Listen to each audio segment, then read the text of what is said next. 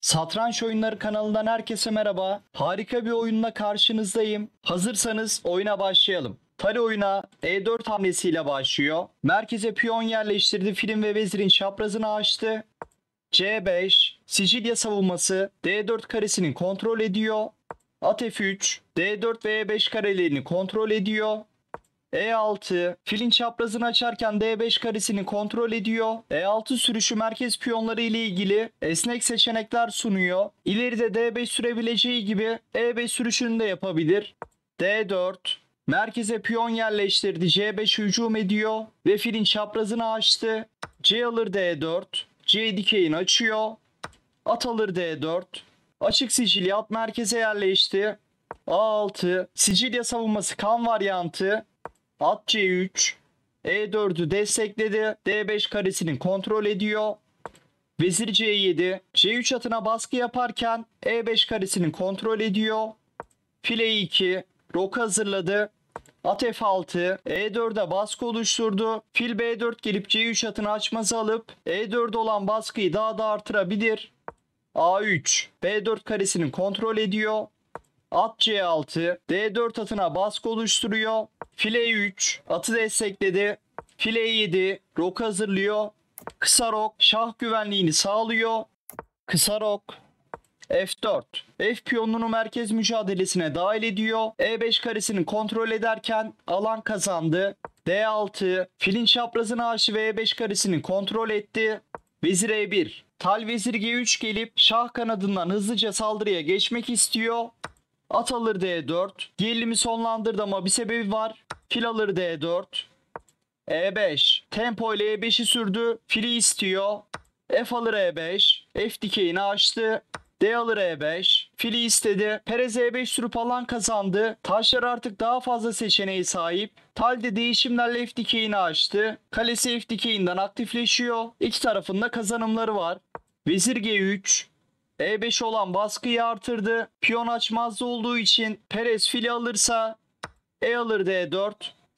Vezir alır C7. Tal veziri kazanırdı. Kaldığımız yerden oyuna devam edelim. Vezir G3. Perez oyuna fil C5 hamlesiyle devam ediyor. E dikeyini kalesi için açtı ve fili açmaz alıyor. Bu konumda tal E5'i alırsa veziri kaybeder. Vezir alır E5. Vezir alır E5 ile yanıtlanır. Fil açmazda olduğu için vezir alamaz. Nerede kalmıştık? Fil C5. Tal oyuna fil alır C5 hamlesiyle devam ediyor. Vezir alır C5. Şah çekiyor. Şah H1. G piyon üzerinde açmaz var. Tal'in isteği kale alır F6 ile atı kazanmak. Vezir E7. Atı korudu. Kale F2. F1 karesinde diğer kalesine yer açtı. Yer açık F dikeyinde kalelerini çiftlemek istiyor. File E6. Kaleler arasındaki bağlantıyı sağlarken D5 karesini kontrol ediyor. Ama vezirin E5'e bakışını engelledi. Vezir alır E5. Tal bir piyon öne geçiyor. Kale F8. Kalesini yer açık E dikeyine getirdi. Ayrık E4 piyonuna baskı yapıp piyonu kazanmak istiyor. Bu şekilde materyal dengesini sağlayabilir. Vezir G3. Vezir görevini tamamladı. Piyonu aldı. İleride gelebilecek saldırılardan kaçınıyor. Kale A D8. Kalesini açık D dikeyine getirdi. E4 piyonu Tale dinamik bir üstünlük sağlıyor. Ama bu piyon pasif bir şekilde korunmaya çalışılırsa siyahlar baskıyı artıracak ve eninde sonunda bu piyonu kazanacak. İşte tam bu noktada Tal devreye giriyor. Onun amacı bu piyonu körü körüne savunmak değil, bu piyonu aktif oyun ve taktik tehditlerle avantaja çevirmek. Hatta gerekiyorsa bu piyon feda edilecek ama öyle bir karşılıkla ki siyahlar piyonu aldığına pişman olacak. Tal için taş değil, inisiyatif önemli. E5. Tal fazla olan E5 piyonunu sürdü. Atı istiyor. Alan kazandı. Ve E4 karesinde atına yer açıyor. At D7. At tehditten çıktı. E5'e basıyor. At E4. At F6 çatal atmak istiyor. Örneğin Perez burada B5 hamlesiyle devam ederse. B5. At F6 şah. Perez burada at alır F6 ile kaliteyi kurtarsa bile E alır F6. Vezir alır G7 mat isteği var. Vezir F8. G7'den matı tuttuğunda F alır G7. Tal fazla olan piyonunu verirdi ama yine bir piyon alır ve rakip şahın etrafındaki piyonları parçalardı. Nerede kalmıştık? At E4. Kale F8. Çatal tehdidinden kaçındı. Fil D3. Tal acele etmiyor. Taşlarını büyük bir sabırla saldırı planı için organize ediyor. Şimdi at hamlesiyle filin çaprazı açılacak ve bu ölümcül fil doğrudan H7'ye bakacak. Her şey adım adım hazırlanıyor. Şah H8, at F6 şah çekişi engelledi. Sizin Tal serisindeki favori bölümünüz hangisi? Yorumlara yazmayı unutmayın. Benim kesinlikle 7. bölüm. Hala etkisinden çıkamadım. Evet, oyuna devam edelim. Tal'den mükemmel bir at fedası geliyor. At F6 çift ünlem. H7'ye baskıyı artırıyor. Bu konumda at alınırsa G alır F6. Vezir H4. Vezir alır H7 mat isteği var. Bu matı engellemenin tek yolu F5 ile filin çaprazını kapatmak. Ama bu sefer de Tal veziri kazanırdı. Nerede kalmıştık? At F6. Perez oyunu H6 hamlesiyle devam ediyor. Piyonu tehditten çıkardı. Kale E1, E5'i destekledi. At C5. File baskı uyguluyor. En azından saldıran bir taşı kırmak istedi. Kale F4, çift ünlem. Tal fili giderse saldırıya yeni bir taş girer. Problem yok mesajını veriyor. Kale H dikeyinden saldırıya dahil olmak istedi. At alır D3. H7'ye bakan fili kırıyor. C alır D3. Vezir C5. E5'e basarken D4 karesini kontrol ediyor. Kale H4. Kale H dikeyinden şaha bakıyor. F6 atı alınırsa bir hamlede mat var. G alır F6. Kale alır H6. Tal atını öyle bir feda etti ki kaç hamle geçti ama rakibi atı bir türlü alamıyor. Nerede kalmıştık?